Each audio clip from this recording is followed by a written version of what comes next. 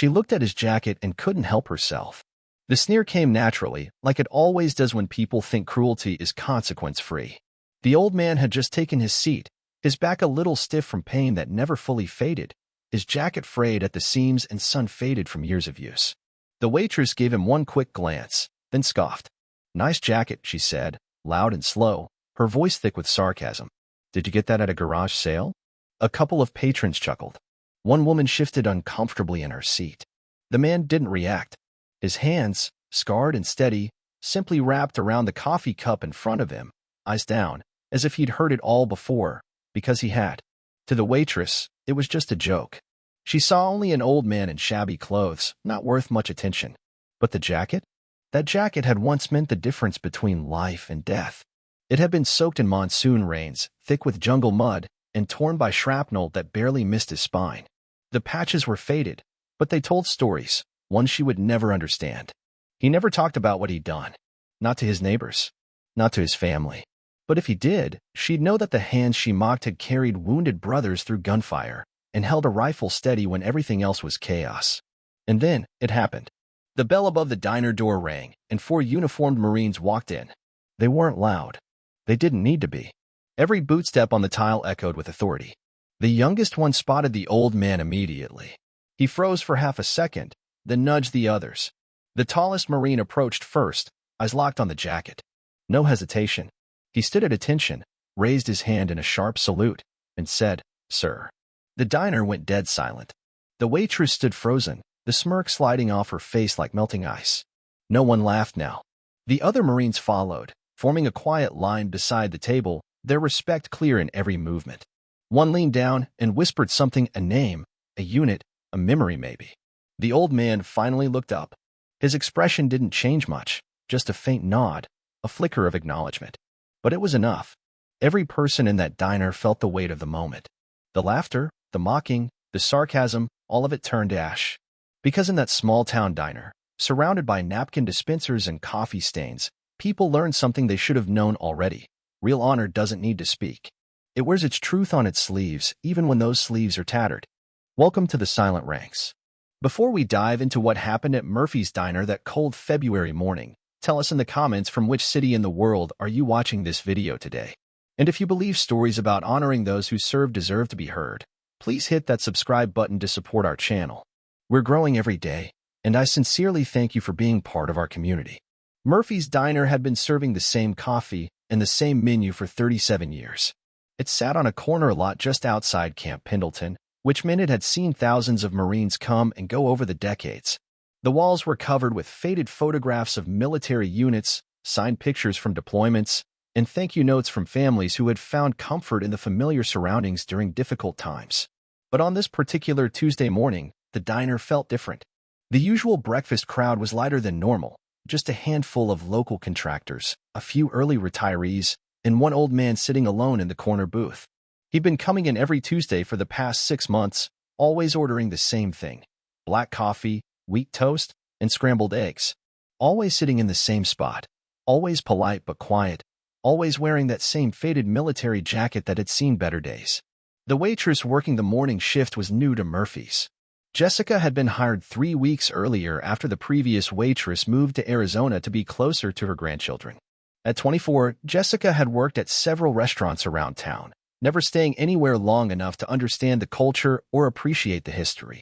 To her, Murphy's was just another job, and the military connection was just another quirk she had to tolerate. She'd noticed the old man before, of course. Hard not to notice someone who dressed like he was heading to a costume party every time he came in for breakfast.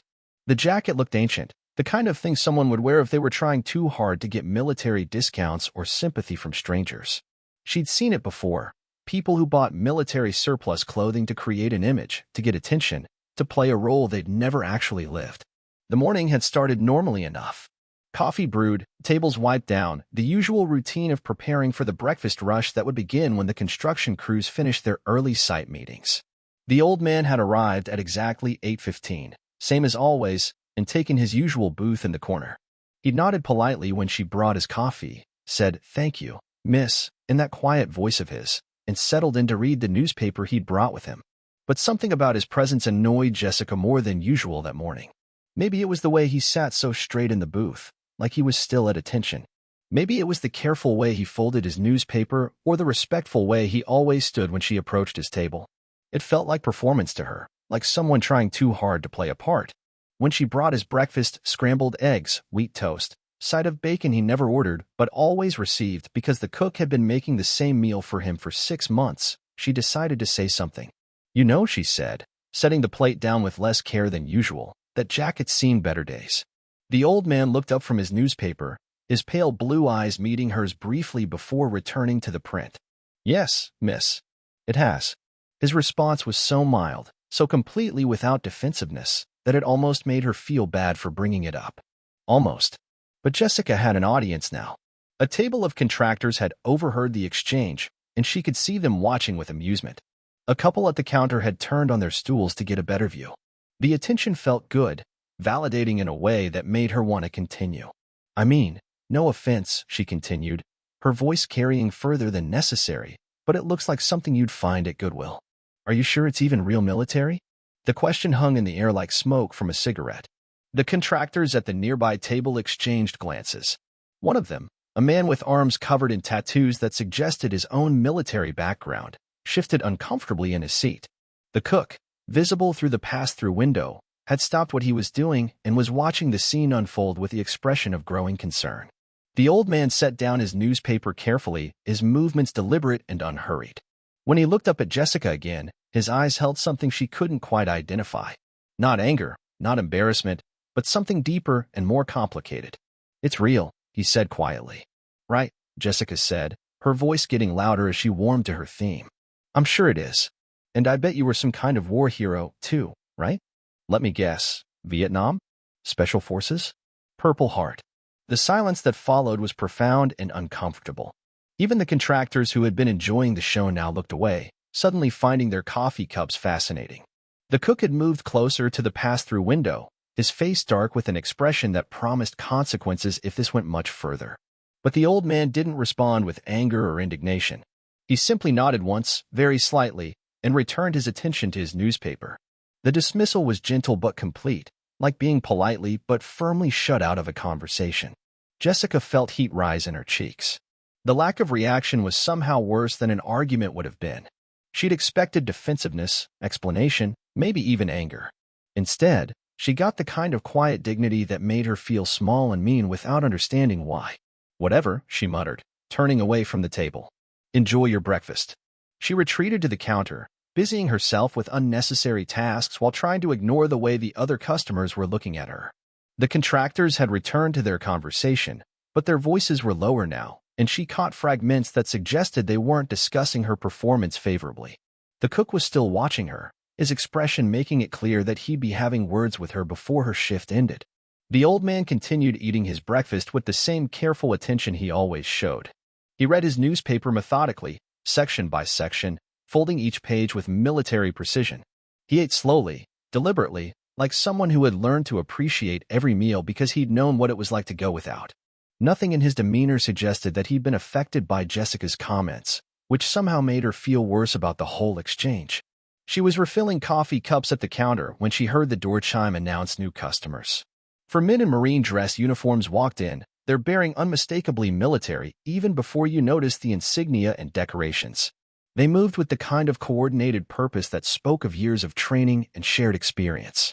Their uniforms were crisp, their posture perfect, their presence commanding without being aggressive. Jessica's first thought was that they looked like they were on official business. Her second thought was that she hoped they hadn't heard about her interaction with the old man. Her third thought, as she watched them scan the room with practiced eyes, was that something about their focus seemed intentional and specific. The 4 Marines didn't approach the hostess station or wait to be seated. They moved directly toward the corner booth where the old man sat reading his newspaper, their path determined and unwavering.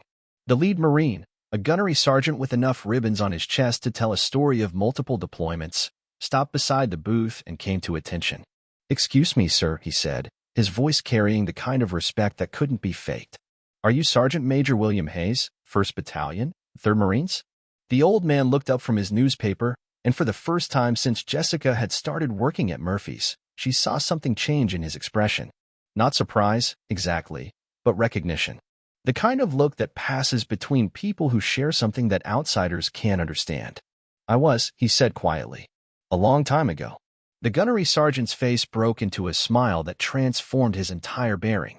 Sergeant Major Hayes, I'm Gunnery Sergeant Rodriguez. These are Staff Sergeants Miller, Chin, and Kowalski. We've been looking for you, sir. The other 3 Marines had moved to flank the booth, not crowding but creating a respectful semicircle around the old man. Their body language was formal but warm, like soldiers greeting a respected commander. The entire diner had gone quiet, sensing that something significant was happening but not understanding what. Jessica stood frozen behind the counter, coffee pot in hand, watching the scene unfold with growing dread. She could see the old man's jacket more clearly now, with the Marine standing beside him, and details that had been invisible before were suddenly obvious. The faded patches weren't random decorations, they were unit insignia, campaign ribbons, markers of service that she had been too ignorant to recognize. We're here because of Corporal Martinez, Gunnery Sergeant Rodriguez continued. He told us we might find you here. Said you saved his grandfather's life in Kisan in 1968. The old man, Sergeant Major Hayes, set down his newspaper completely now, his attention fully focused on the 4 Marines standing beside his booth. Miguel Martinez. Is he? He's fine, sir. Corporal now, stationed at 29 Palms. But his grandfather, Ramon Martinez, never forgot what you did for him. Never forgot how you carried him 2 miles through enemy territory after he caught shrapnel in both legs. Never forgot how you stayed with him in the field hospital, how you made sure he got home to his family. The silence in the diner was complete now. Every customer, every employee, was listening to the conversation with the kind of attention usually reserved for breaking news or emergency broadcasts. Jessica felt her face burning with shame as she began to understand the magnitude of her mistake. Staff Sergeant Chin stepped forward slightly. Ramon Martinez passed away last month, sir. But before he died, he asked his grandson to find you. Asked him to make sure you knew how grateful he was, how much those extra 50 years with his family meant to him. He had 8 grandchildren, sir. 12 great-grandchildren. All because you didn't leave him behind. Sergeant Major Hayes was quiet for a long moment, his weathered hands resting on the table, his eyes focused on something only he could see. When he spoke, his voice was thick with emotion he was trying to control. Ramon was a good Marine. He would have done the same for me. Yes, sir, Gunnery Sergeant Rodriguez agreed. That's what Marines do. But you did it first. You did it when it mattered. Without any coordination or discussion, all 4 Marines stepped back slightly and came to attention. Then, in perfect unison, they rendered a salute that was sharp, precise, and filled with more respect than Jessica had ever seen in her life. Sergeant Major Hayes looked at them for a moment, then slowly, carefully, stood up from his booth. Despite his age, despite the tremor in his left shoulder, he straightened to his full height and returned their salute with the kind of precision that spoke of decades of military service. The salute held for several seconds, a moment of recognition and respect that bridged 50 years and countless miles. When they finally lowered their hands, the emotion in the room was palpable. Several customers were openly crying. The cook had come out from behind his station and was wiping his eyes with his apron. Would you mind if we joined you for breakfast, sir? Staff Sergeant Miller asked. It would be an honor. The honor would be mine, Sergeant Major Hayes replied, settling back into his booth as the 4 Marines arranged themselves around the table. Jessica stood behind the counter, coffee pot still in her hand, watching the scene with a mixture of horror and fascination. She could see the old man's jacket clearly now, could make out details that had been invisible when she was too busy mocking to actually look. Combat Infantry Badge. Bronze Star with V device. Purple Heart with Oak Leaf Cluster. Ribbons that spoke of multiple tours, multiple campaigns, multiple acts of courage that she had dismissed as costume jewelry. The conversation at the corner booth continued in voices too low for her to hear, but she could see the easy camaraderie that had developed between the old sergeant major and the 4 younger Marines. They were sharing stories, comparing experiences, bridging the gap between generations with the kind of mutual respect that comes from shared sacrifice and common purpose. Gunnery Sergeant Rodriguez caught her eye and gestured her over to the table. Jessica approached reluctantly, her feet feeling like they were made of lead, her heart pounding with the knowledge that she was about to face consequences for her earlier behavior. Miss, the gunnery sergeant said, his voice polite but carrying an undertone that made it clear this wasn't a casual conversation. We'd like to order breakfast. And we'd like to pay for Sergeant Major Hayes' meal as well. Of course, Jessica managed to say, her voice barely above a whisper. What can I get you?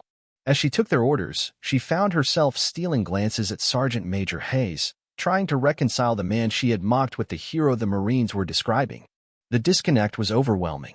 She had seen an old man in a worn jacket and assumed he was pretending to be something he wasn't.